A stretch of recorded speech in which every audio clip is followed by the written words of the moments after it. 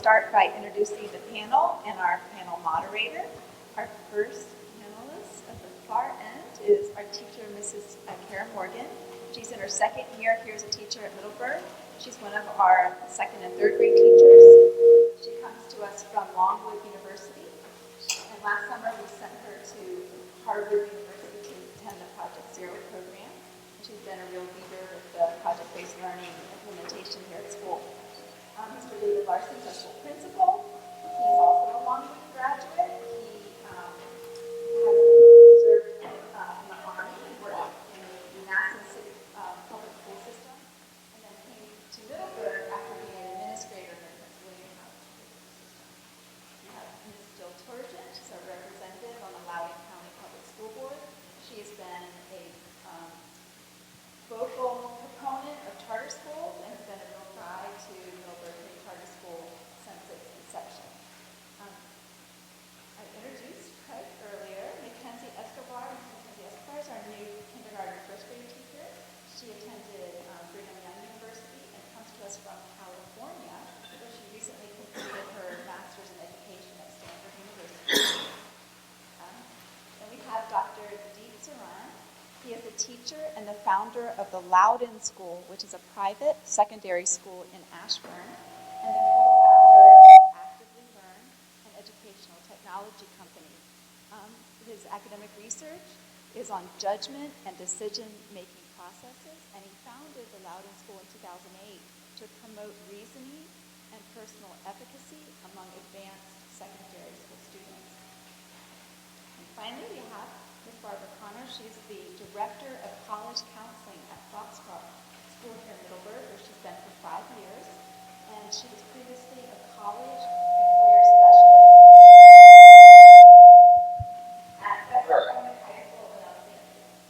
And our moderator tonight is Mr. Robert Wasowski. He is the president of the Middleburg Community Charter School Board of Directors and a parent of a child here at Middleburg. Thank you. Actually, I'm going to put this over here because I have a microphone on. So good evening. I'm going to get right to it because we have a lot. We've spent a lot of time, and I know it's running late for everybody. I'm going to pose some panel questions and give everybody an opportunity to talk. But I want to thank everybody for coming, obviously. So let's just get right into it. I'm going to pose them to. I'm going to actually pick some of the respondents, and I'll throw some of the questions out there for folks to see what they want to answer. But I'm going to start off tonight to allow two of our charter school teachers to kind of give us context around, draw the connection between the film and what we're doing here at MCCS, because I believe that's probably the most desirable way that people want to see what the connection is. So we'll just jump right into that. So for Kara, in what ways is the Middleburg Community Charter School like High Tech High, and in what ways is it different? And then before you answer, you might also want to lead in a little bit about your Project Zero experience to kind of draw the connection as well. Thank you. As they've said, I was lucky enough to have the school send me to the Project Zero conference at Harvard in Cambridge this past summer. It was by far the most valuable experience I've had in my professional career, possibly even more valuable than my 4 years getting my bachelor's in doing the very thing that I've been hired to do here. Project Zero focuses on being innovative in the classroom, on pushing the boundaries of what it means to be educated in an American school these days, and how to be creative when you are working within a system that has so many expectations, so many boundaries, but so many benchmarks. How can we push our kids to do project-based learning when we also have to have our kids pass SOL? When project-based learning goes deep in content and not necessarily why, and the school tests why, but not necessarily deep.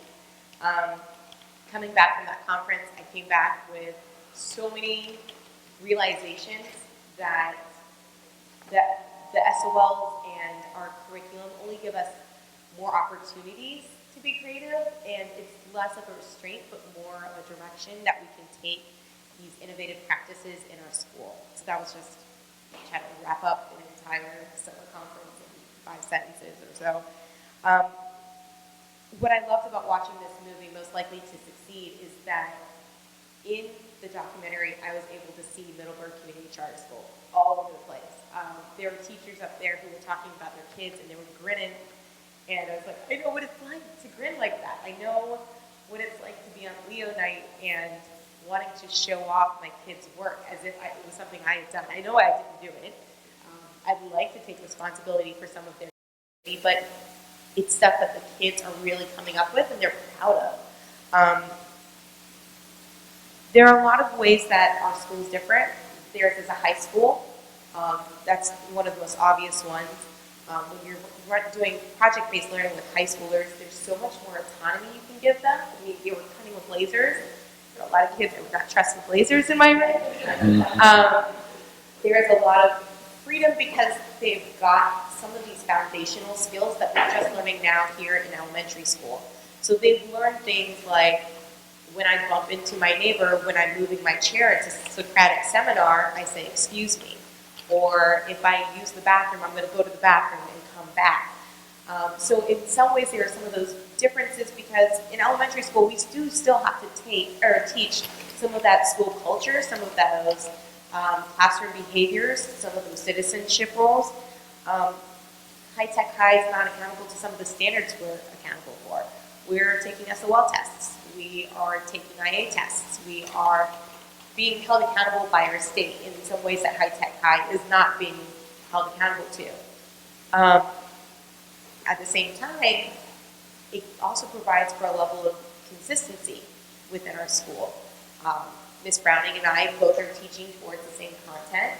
So in some ways in high-tech high, depending on what teacher you get, will determine the kind of curriculum you're exposed to.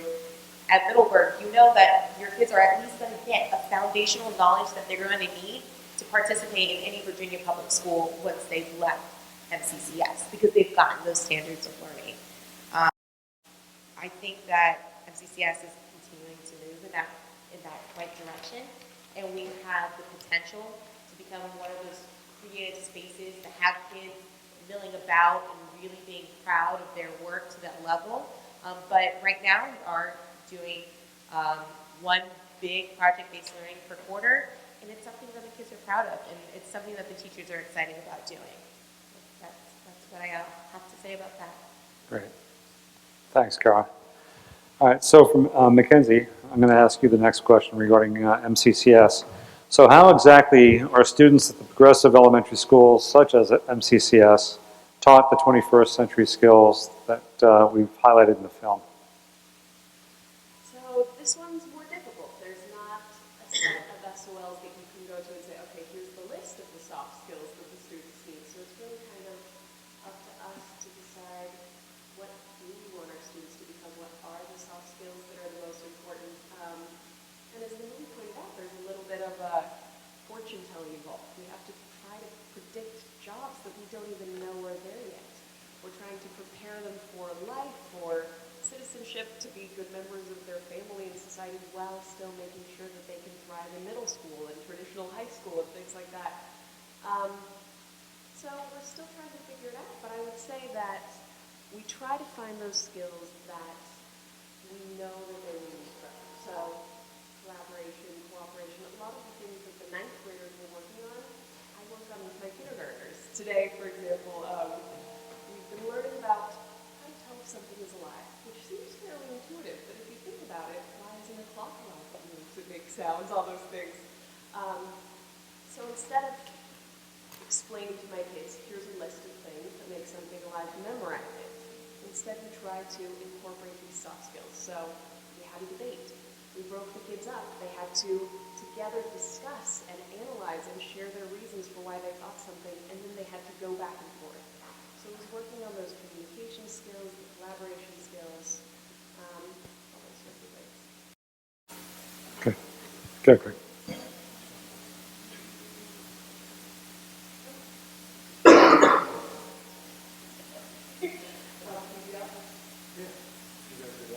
All right, well, some of you might know, some of you might not. I see a lot of familiar faces. Last month we gave a little talk about project-based learning and how we do that at the school. And that's something as Cara was saying, a big project that we do every quarter that gives those kids the chance to really learn deeply and incorporate all these things and show it off once a month. And so on YouTube, you can go, you can find it. I'm not sure the exact link, but I think it's on the Facebook page, and I think it's probably been emailed out to the parents about the presentation we gave about project-based learning. So if you want to learn more about the ways that we do these soft skills, you can look there. Great, thank you. So, Jill Churchman, thank you very much for taking the time to come today. And we know you've got a very busy schedule, and you've been a great supporter of the school, so we thank you for that. So I'm going to throw the next question to you. So, is this style of education realistic, given our current educational system? Well, a lot of that depends on which system you're talking about. And as was shown in the movie, education is a very complex system. We are dealing with a federal system, we're dealing with a state system, we're dealing with a division or administrative system. We have the teacher system, we have the parental, and we have the students. So really it depends on which system you're talking about, I think. I think right now we are seeing that it is working at the school level system. We see it working very well amongst our teachers and parents and students here at MCCS. The challenge for us, I think, is that we are going to have to start working up the ladder. We've made some great inroads at the district level. You know, when I first started on the board almost 4 years ago, actually a little bit before that, we were approached, a number of us who were running were approached about getting the charter school up and running in Loudoun County. It was a pipe dream. I mean, we just thought, you know, that would be great, let's go for it, but yada, yada, yada, you know, people said that's just never going to happen. And when we were approached by the group of parents here at MCCS a number of years ago, that dream became a reality. And so I think it can be done. I think it needs to be done. And I think we need to continue to work on the system. We're making some progress at the Loudoun County level. I've been working at the state level. There are a lot of laws and mandates that need to be toppled, in my opinion. And so I think it's a challenge, but absolutely, I absolutely think it can work. It's just something that there's a lot of fear. I saw a lot of fear when Middleburg opened. Fear from administrators, some board members. Actually saw a lot of fear in our teachers, some of the teachers that were here, the parents, and I'm sure some of the students were very fearful of what was coming. But one thing that we have to remember in education, again, going back to what was stated in the film, was that education is a complex human system. You're not going to find one system that works the best for every single student, or every single teacher, or administrator, or division. It's just not going to happen. That's okay. I think that's great. It's wonderful that there are different ways to approach education.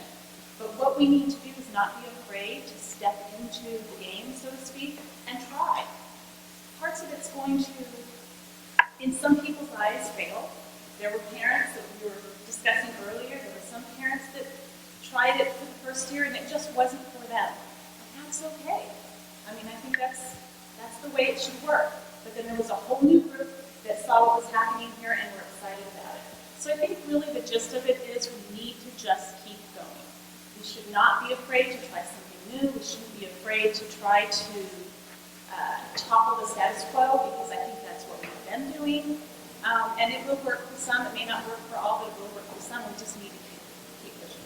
Great, thanks, Jill. So I'd like to open up that same question to anybody else on the panel that might want to take it, particularly for those on the outside of this, in the private school system. If there's anybody want to take that question? And that would be, just to repeat it, is this style of education still realistic in our current educational system? Well, I'll first start by saying I agree with everything that Jill said. It's a very difficult, complex type of situation to unfold. However, my thoughts are it would be more realistic if we started from the top down. If you heard the students in the classroom talk about what's more important to you, acing the test, and they all said acing the test because we want to get to college. Well, if the businesses are looking for these types of individuals to be developed in college, then the colleges need to start developing programs like Harvard, you saw the one classroom at Harvard, there were a lot of collaborative learning going on there. The colleges need to start more of this project-based learning, because then it'll be easier, I think, from a federal government standpoint, from locality standpoints, for the high schools and the middle schools to incorporate this type of learning. I think not only do I think Middleburg is innovative, I think they're extremely innovative starting it at the elementary level. And it will be a little more difficult for these to understand where the middle school is going to fall in, where the high school is going to fall in. But if overall in our society, if this type of educational system is going to be successful, it's going to have to start from the top down. We have to have a means to the end. And if that end is to develop kids like this, we want them to be there, then we have to start them down here to get them there. And the only way we're going to be able to start them down here is to make sure that the colleges and the universities have the same type of system that they're going to. That's how I feel about that. Thanks, Dave. Anybody else want to take that on?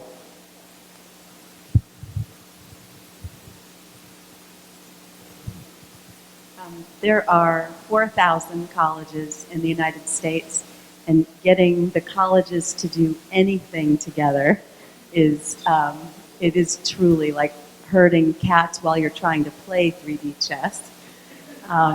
There is one thing that all of the colleges agree on, and that is the May 1st national notification deadline. Besides that, there's hardly anything that actually is standardized among what the colleges want. And so while I admire the thought that the colleges would work out some kind of idea or policy that made it easier for high schools and middle schools and administrators to kind of lead toward that. Anyone in the room who knows me knows I'm an incredible optimist, and I'm super Pollyanna, grounded in reality. And yet, having done this for a very long time and worked in the college counseling and college world for a while, it's a huge ask to ask 4,000 colleges to kind of identify that. And having said that, I will share that every year there's an employer, the National Employer Survey, and every year the top 10 soft skills that they want are very much the same, and that's communication, collaboration, teamwork, the ability to communicate, again, not just orally, but in writing. I mean, there are definite skills that the working world is looking for no matter what the technology. And there definitely are qualities that the colleges are looking for. And so those are things that we can actually gear toward. As far as the experiential learning piece, having spent 10 years in Fairfax County before coming out to Foxcroft, I have seen examples of this in both environments in some pretty tremendous ways. But scaling up the kind of experiences that the students in the film had and scaling up the kinds of experiences that your students have here takes a lot of trust and risk and political capital from a lot of the players involved in caring for our children. Just putting that out there. There's a book by the same name as well, Most Likely to Succeed. And there's a lot more information about other institutions, both public and colleges, that are doing things similar to this. I think I is a K-12 charter school, publicly funded system. I don't know if they start at the bottom and work up, or start at the top and work backwards. But as you just saw in this film, 98% of our children are accepted to college. More and more colleges are getting more and more open-minded about the way they assess their students, whether it's through portfolios, kids make videos of themselves. It's not just standardized test scores. There's a lot of ways to look at this. There's some pretty bold statements made in the book about the efficacy or lack thereof of post-secondary. No offense to you, okay? But it's incredibly expensive. Anybody who wants to go to college and is willing to go into enough debt can go into some kind of college. but it is not very cost effective. And I don't think college is going to change voluntarily, but I think it will change. One of my best superintendents I've ever worked with is that the students will make choices with their and the Ivy League schools will be fine, but there's a lot of other schools that look for these will go out of business in the next 20 years or so because they're not serving the needs of students. And when you have to build bigger dorms with bowling alleys in them and have gourmet cuisine to attract students to your programs, there's something wrong with that system. I don't see any reason we couldn't do it. And over time, I think we'll have no problem getting our kids into the schools of their choice. But it's an educational system, or educational process for colleges as well as for us. We've got to get started. We can do whatever we want. I'm going to say something that might be a bit controversial for a school board member and educator to say.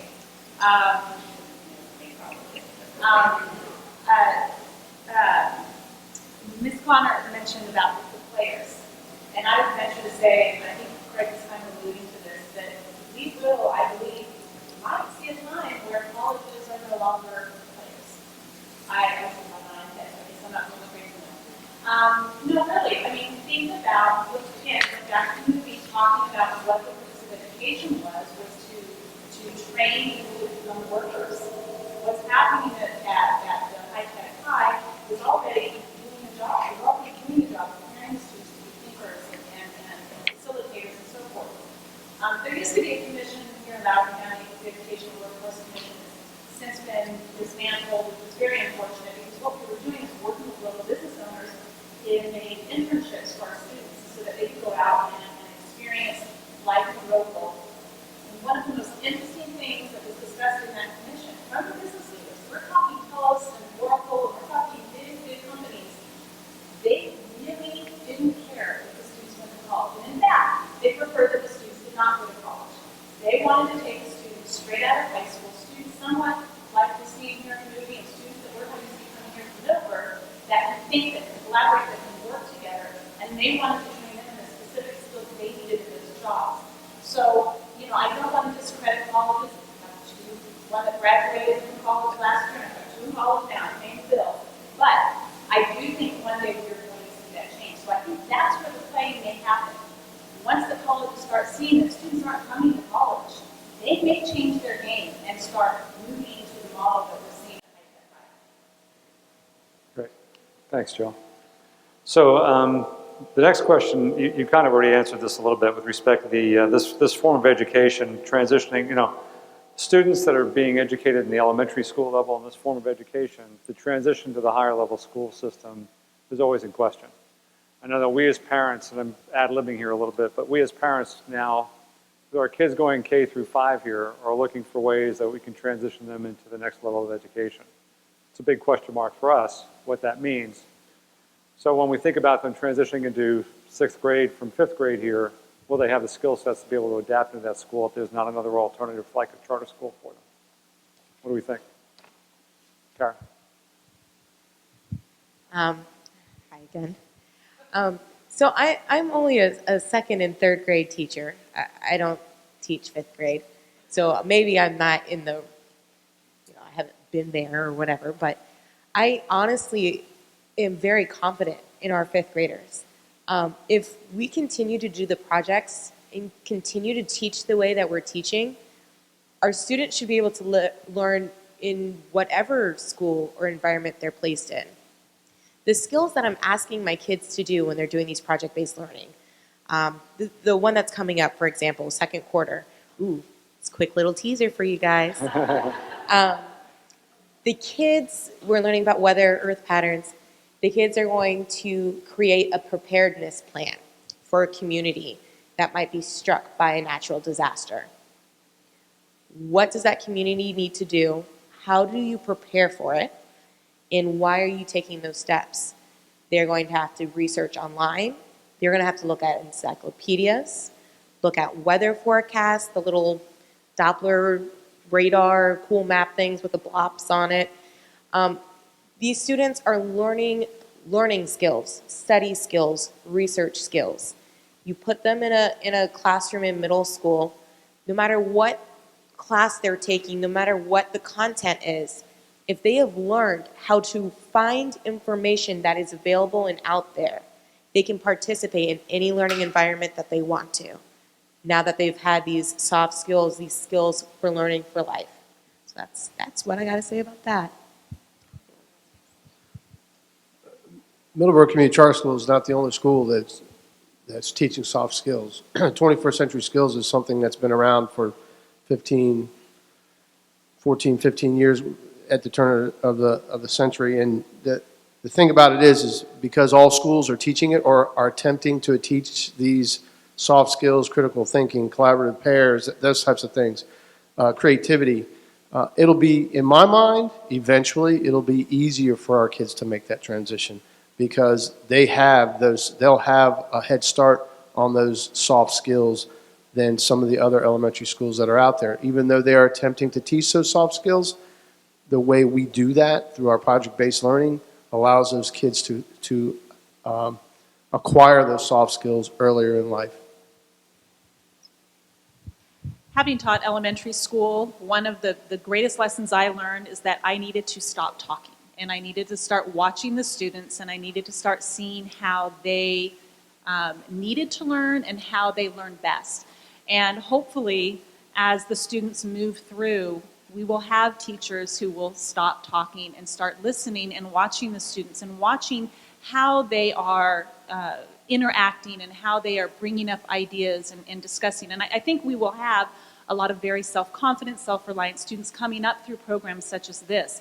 And so it's my hope, and anything that I can do to push that along, it's my hope that the teachers will see what the students are bringing, and that will be integrated into the classroom. And so I think that would help the transition much easier as well. Great. Sorry, I had to add this. So I feel like it's not just about the skills that transition. In thinking about my own educational experience, truth be told, I don't even remember my kindergarten days at all. They're gone. I remember the name of my teacher, that's pretty much it. What I do remember is how I came out of that year viewing myself as a student and as a human being. And I think that is maybe the most powerful thing we can do for our kids. That's my goal. If I can teach my kids to read, maybe count, that's great. But I want them leaving my class being kind people, knowing how to work together and feeling like they can solve problems and that they can change the world. And I think that's kind of the thing that really sticks with them. So one of the pieces of that question had to do with transition. How did the students here transition to their next space? One of the questions that came up at the first showing of this film in Middleburg was, are any colleges going to take these students if they don't have the same kind of academic currency to spend, if they don't have the SAT scores, or if they haven't taken a calculus class? Like, how will the colleges know what that is? And I wanted to share that as your students transition, they absolutely will be successful because they've got the skills. They can look up the data, they can look up the answer to something, but you can't look up how to collaborate with someone, how to be a good team player. Those are the kinds of things that are going to help. The same thing is going to happen when the students who've had this experience, wherever they land for middle school and high school, when they transition, they're going to take those lifelong soft skills with them, and they're going to be stronger for that.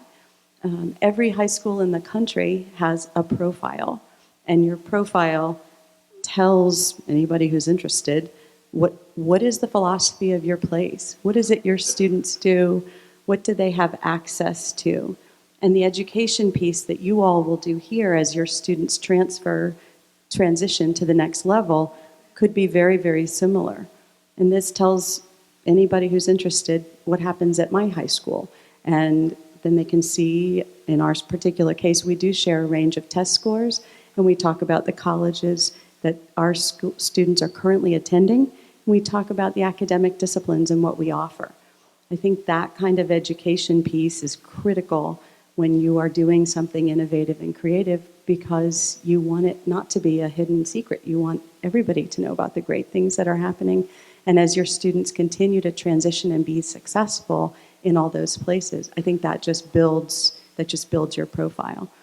High Tech High has a profile, and their students get admitted to college all the time. And it's because colleges are looking for those kinds of abilities and skills as they're making well-rounded freshman classes in college. To add just a little bit, students transition. Our school is grades 6 to 12, and so we see students coming out of grade 5 and how they will do 6 to 12. David Brooks in the New York Times spoke about this movie, and he said, they focus a lot on skills, but sometimes you really just have to know things. At our school, we really are playing the long game, so my outcomes are, where will kids be when they're 45? I'll give you a quick example. We have a class on Syria, and my students are trying to solve the Syria mess, which the Obama administration, the lead official said it's the hardest problem they've ever faced. Everywhere you turn, there's a cost, there's a benefit, nobody knows how it's going to turn out. And what's interesting about a situation like that is, the line I use with our parents is I say, we're teaching your kids to solve problems they've never seen, but more importantly, we're teaching them to solve problems no one has ever seen.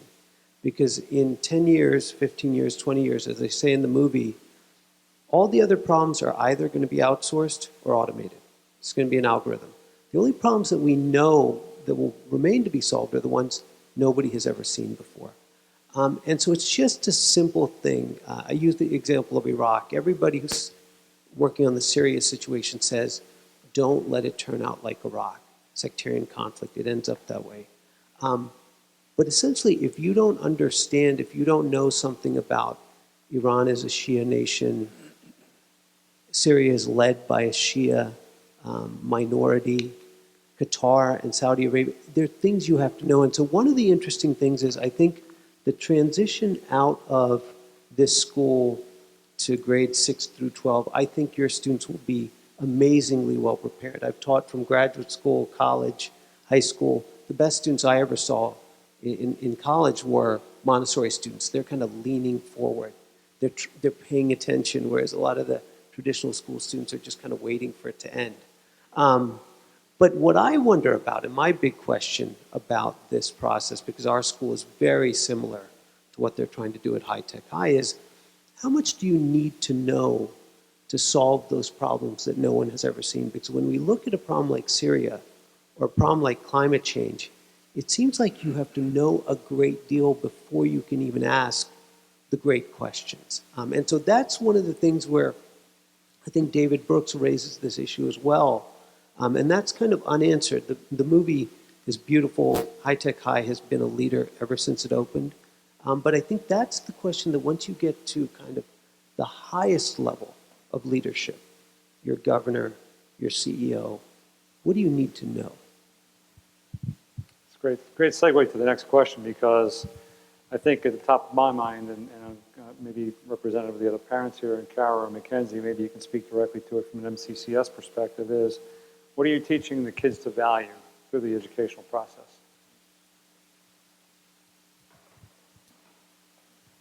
Well, yeah, so I guess it's kind of what we talked about. And there's something to be said about the standards. I don't just want to diss on the standards, right? Like, they're there for a reason, and people have put a lot of thought into thinking about the things that you should know to be successful. So I don't think here at MCCS we try to say the standards are wrong, we ignore them. And I think that was a little bit maybe emphasized in the film is, oh, they spend 0% of their time teaching to the standards. What we tried to teach our students is to value curiosity, to value learning in all of its forms, and standards are a part of that. All of those things are a crucial piece along the way. I was sitting, I'm going to tattle on you, Kara. We were sitting and planning a lesson plan, and she says, uh-oh, I don't know if this is good. I hit these SOLs, but then I go deeper. There are no standards for this. So she didn't have a button to click to fill it in. But that's great, and I think that's what we're teaching our kids, is that there is no limit. Yeah, you should learn the standards, but you should learn more than the standards. You should never stop learning. and you should never limit yourself arbitrarily. And I think that's what you spoke to, the Montessori kids' edge of their seat, because they love to learn. They love to expand their horizons and tackle the problems no one else wants to tackle. And so that's our goal.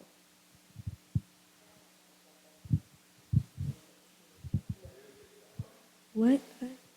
Um, Hi again. Um, this school is truly special. We've talked about the curriculum. We've talked about the project-based learning. We have less than 150 kids. During intersession, I was running the lunch. I was like helping dismiss the kids, and I kind of tested myself. I knew every kid's name.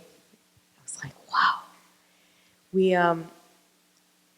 We're hoping that when I'm teaching my kids, these kids that I go home and I end up dreaming about because I'm so worried about them for the next day and how they're going to do and what kind of mood are they going to be in, are they going to be ready to learn. And when I think about what I want them to be able to do 50 years now, I can't tell you who's going to be an accountant. I can't tell you who's going to be a doctor, what profession they're going to take. I envision independent thinkers. I envision leaders, students who have character. I had a couple of kids who hit a problem the other day, and they were just, I could tell they were trying to back out of it. I could tell that they were getting nervous. And it's about showing them the potential that they have, being aware that they're capable of these great things, teaching them that any question you have can be answered if you work hard and long enough at it, that anything that you put your mind to is a possibility, that being a member of a community is important, being a leader is important, being a hero is important. We want to create the next level of innovators. We want to create these people who are adding to our society, who are solving problems like, how does globalization work for us? You know, instead of worrying about outsourcing jobs, how do you make outsourcing work for us? How do you end things like poverty or world hunger? I know I'm getting big here, but you know, these kids, they're our next generation. They have that potential. If you teach them how to solve these little jobs, like how to prepare for a natural disaster, who's to say that in 20, 30 years they can't figure out how to protect a third world country from a natural disaster that they don't have the equipment to do? It starts here and it goes and stays with them for the rest of their lives. I think one of the magical things of having this start at the elementary, and I know someone mentioned, you know, is this the best place to start, to have this type of education model started in elementary school? I think one of the greatest things that these students are learning is how to take responsibility for their own education. In the movie, we saw the one girl in the math class who was very concerned about the standardized test, and she wanted to ace the test, she said. One of the questions, and we didn't touch on it directly, but it was asked about, do the soft skills of education, does this model of education work for everybody? I certainly think it can. I don't think it has to, and quite honestly, I don't think it should. And that may sound shocking. I think it's great that it's being introduced here at the elementary level. But one advantage that these students will have is once they hit that middle and high school level, if they return to a traditional school setting, they will have that knowledge to know what works best for them. And they will be able to choose that, and they will be able to seek that out. If it ends up that we have a student that comes through this and it works great at the elementary level and they hit the high school or middle school or high school level, and they decide that their brain works better looking at, quote unquote, acing the test, if that works best for them, great. That's what they should be doing. But the magic is they made that choice. It wasn't something forced upon them. And this is something that I've been pounding into the heads of my colleagues and my critics especially, who question my dedication to the public school system, because I'm involved in a vast variety of educational endeavors. It's because I don't believe that there is one model that works. But I do think this is the magic of having this model at the elementary level, because it teaches them that there are options. And so when they hit that middle and high school level, they'll know what works best for them. Great. So I was going to just about to open it up for a couple of questions, and then I'll ask the panel to wrap up. So who would like to answer? Okay, I need the mic, I think. So, well, we have to catch it on video. So here we go. Thank you. Hi.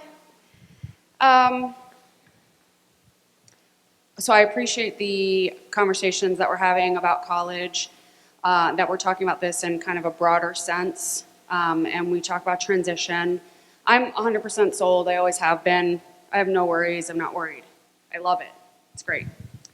I have a 4th and a 5th grader, and so I'm not worried about their success.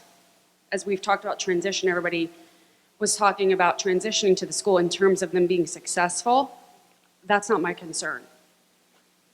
I've shown them something, and now I have to take it away. So I have a 4th and a 5th grader. What do I do? I'm asking. What do I do? Because that's my concern. You said they'd have a choice, but they won't. If they can ace the test, then they're in the right place. But if that's not their style of learning, there is no other option. Okay, who wants? Yeah, brave man. That's a tough question. So I will answer it in two ways. Number one, I think the transition from elementary school to middle school is the most abrupt and important transition in a person's life.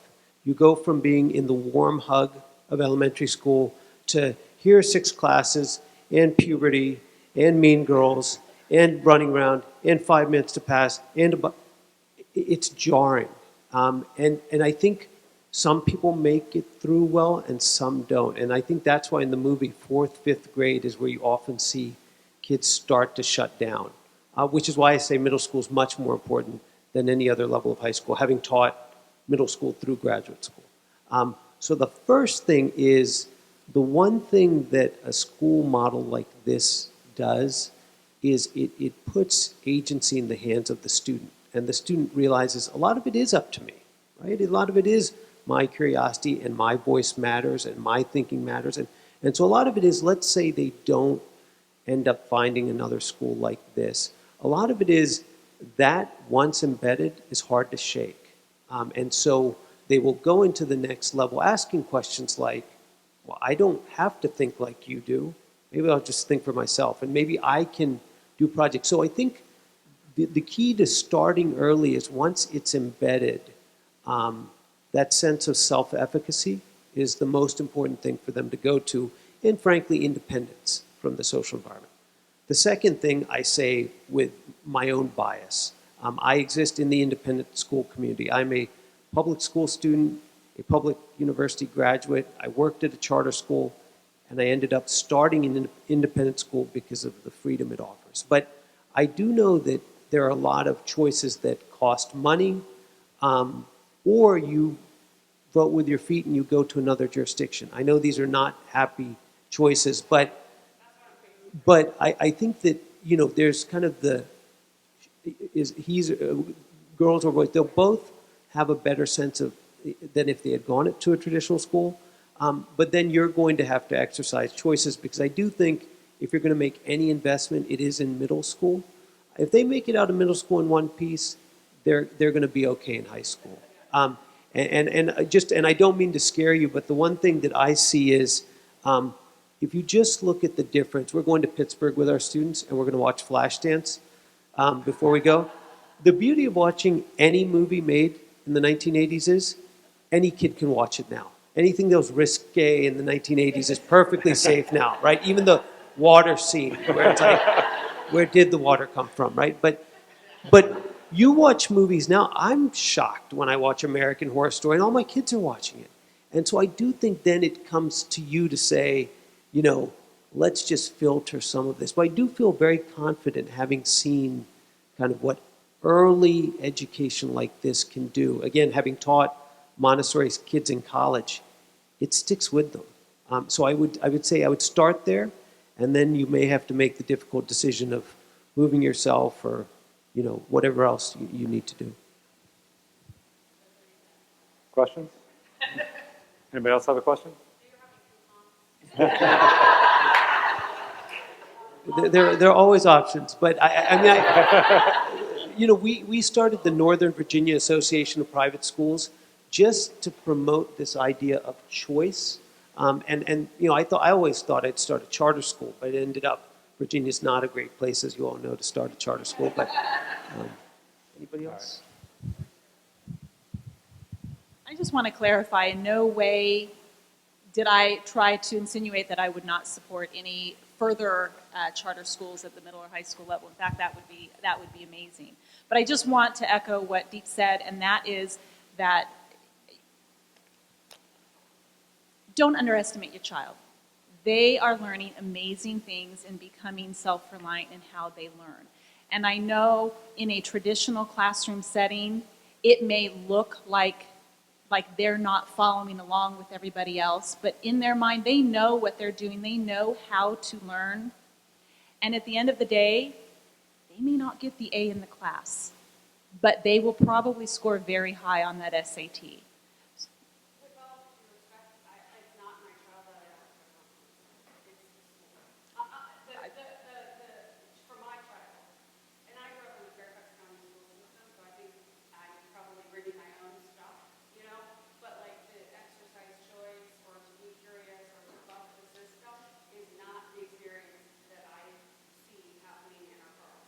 Well, and that, I completely agree with you.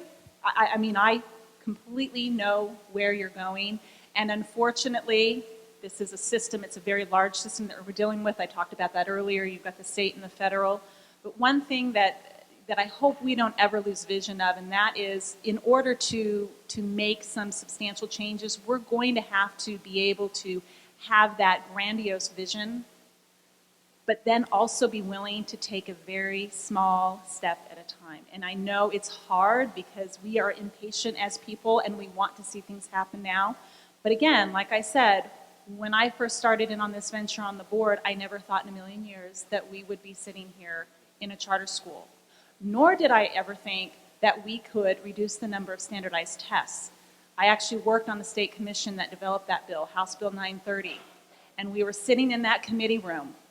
And we worked on this for about a year. And we had the Secretary of Education who was working on that committee with us. He stepped in to chat with us for a minute. Dr. Siddiqui, who took over at the tail end of the term, and said, guys, this looks great, but there's no way this is going to pass, the amount of SOLs that you're looking to scale back on. And we looked at each other and said, no, we're going for it. And guess what? We were able to do it. So I know that doesn't offer a whole lot of satisfaction, but let's see, how long you all met with me? A year before, and 1 year, and you guys had the application in the following year, and you were open the next year. So, just saying, 2 years, 3 years. All right. I'll just offer a little bit of advice, and I've taught from the high school all the way down now to the elementary school level. Transitions are tough. Whether you're going from elementary school to middle school to ninth grade. That ninth grade year is a very tough year, probably the toughest year that any child goes through in in education. So you're going to have to go through those transitions. If you believe in what we're doing here, and I think you do, if you believe in what you've done at home has been effective, and I'm hoping that you do, and I'm sure you do, you have to put your child and yourself in a situation to believe that they're ready. You have to visit the school. You have to visit the counseling center. You have to visit maybe the teachers that you're going to be seeing, the administration. Believe that they've done well thus far. They're prepared educationally, academically. Believe that they're prepared from a standpoint of values and morals going into that situation. And then you have to sit back and you got to let it happen, because it's going to happen. Regardless, you can't change it. It's going to happen. So if you think they're completely prepared on all standpoints, it's still going to be tough, because it's tough depending on your personality, depending upon a lot of different other things. But if you believe that they're prepared from the best that we can prepare them and the best that you can prepare them, they'll be fine. They're going to be all right. There are going to be some hurdles that they're going to have to go over, but I think being here academically will help them. Being here will help them socially, which is a real big hurdle for that transition. So maybe that didn't help you any, but you got to believe that they're ready. And if you believe they're ready, they'll be ready. Might take them a little time, but they'll get through it. And then you got to get ready for high school. Okay, we've got one more question. I'm afraid this will probably have to be the last one because we're really going to be bumping up against time. Sorry, I don't think the issue is that we're worried that the kids will be ready, because I feel like everyone in the room has already drank the Kool-Aid, right? We're working really hard to craft these wonderful, organic students who are amazing and individual, and then now we're talking about how we're going to fit them back into that square hole when they hit 6th grade. And I think what we want to know is not how are these malleable students going to fit in the square hole, because they will. What we want to know is how can we change the whole? How can we make 6th grade a better place for them to go? Because we believe in it here, and we don't worry about how the kids are going to do, but how can we continue the experience? Great question. Who wants to take that?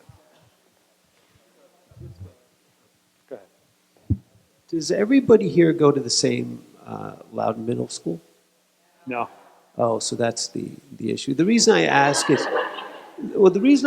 is, I mean, 7 times out of 10, 8 times out of 10, when I meet any public school teacher, they're trying to do the right thing. They're in it for the right reasons. They're trying to do a lot of what you see up here.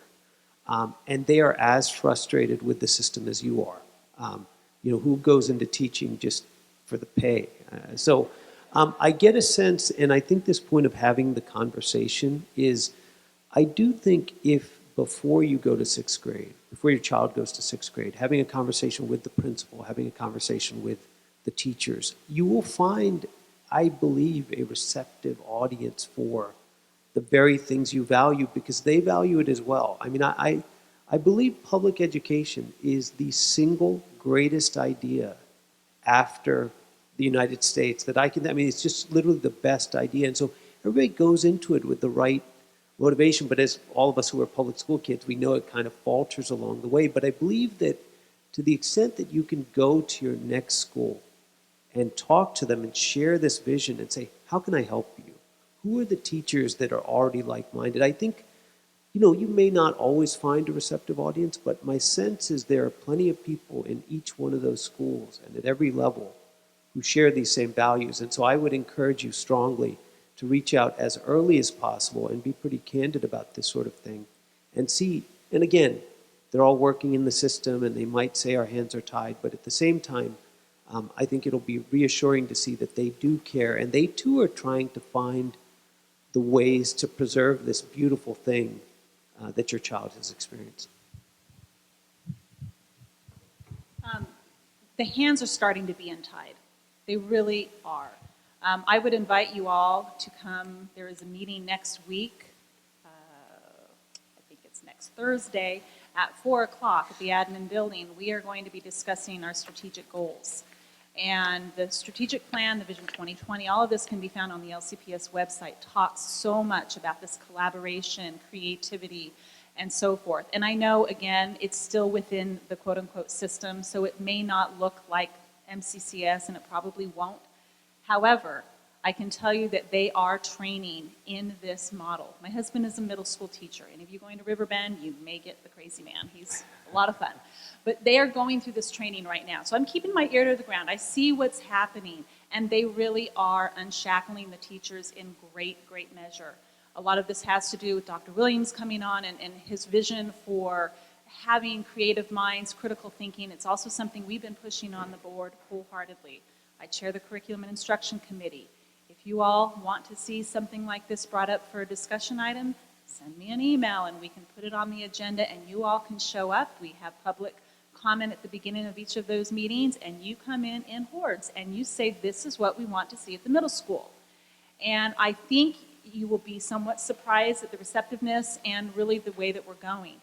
One of the challenges in public education, and again, I'm going back to the movie,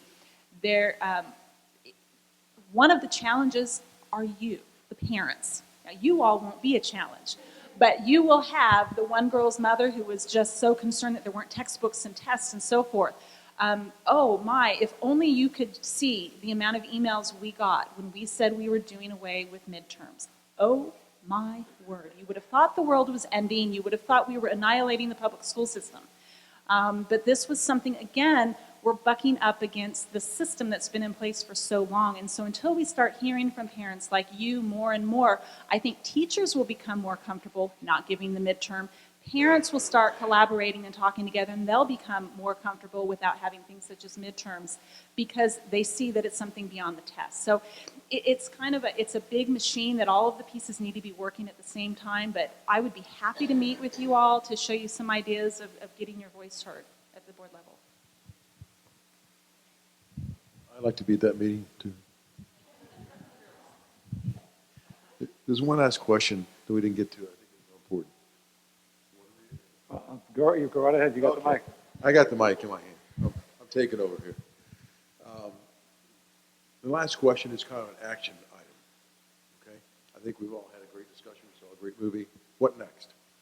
So that question is, how can we make this vision a reality here and now?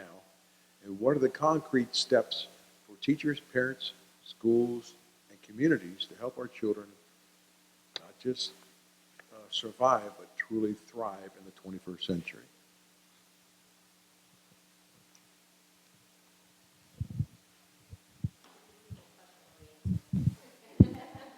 Or was this rhetorical? I think one of the biggest things is just the same way that, Jill, you were saying that our parents' voices need to be heard. What is happening inside this building needs to be shared. I think what's happening with all the LCPS move to the project-based learning and the openness to that deeper thinking and those skills, that needs to be broadcast.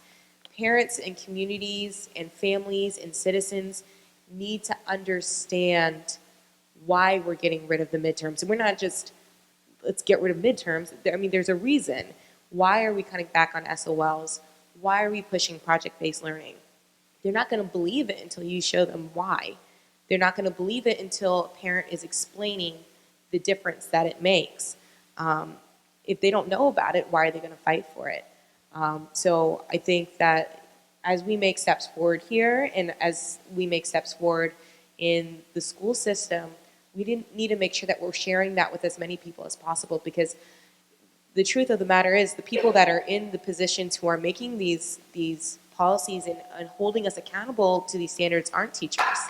They aren't principals. They don't know what's happening inside these school buildings, and so it's up to us to really share what's happening.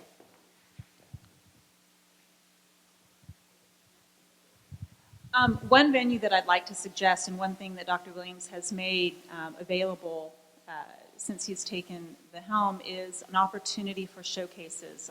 I call them instructional showcases. We're having one at this next board meeting, and I apologize, I can't recall what that is, but we will be having, we've had schools come in. We actually had, I think it was Meadowland Elementary came in and did a PBL presentation on how they developed a new playground for the school, and they shared that information, and it was amazing.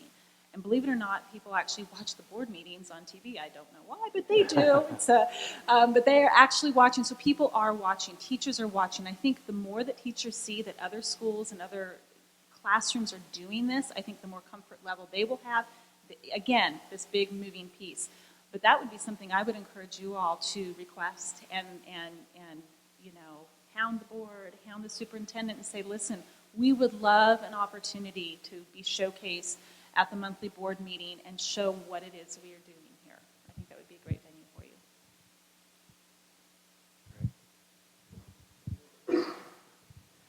The one thing we were talking about before, I think the most important thing that happens and the magic that happens in a charter school or an independent school and certain public schools is if the decision-making is localized. So if the teachers and the principal and the parents and the students of a school make the major decisions, then most of what you have here can be scaled. Virginia is unfortunately one of those states where everything goes from the top down. But there are states where principals basically run that campus. They make hiring and firing decisions. They have control of the budget. So if I was to say what is the most direct path, it is, unfortunately, you have to go to the state and make a move in this direction to let the people involved, the stakeholders in every school, make the major decisions. Because, that is actually the way the country's set up, right? Federalism. What's good for Utah is not necessarily good for Wisconsin. It's kind of built into the fabric of this country. Well, similarly, a school in Middleburg is going to be different than a school in Alexandria or Vienna. And so it seems to me that what the charter school movement got right is localized decision making. And that's what makes this school your school versus something where somebody hands down some statement that you follow. And so that, to me, in my experience, is the key to great schools, is that, the community makes all the important decisions. And just on an optimistic note, it just struck me, this is a project, guys. It's our chance to be like our kids. Let's get creative. There we go. Let's get passionate. Let's get involved. And let's solve a problem that seems unsolvable. There you go.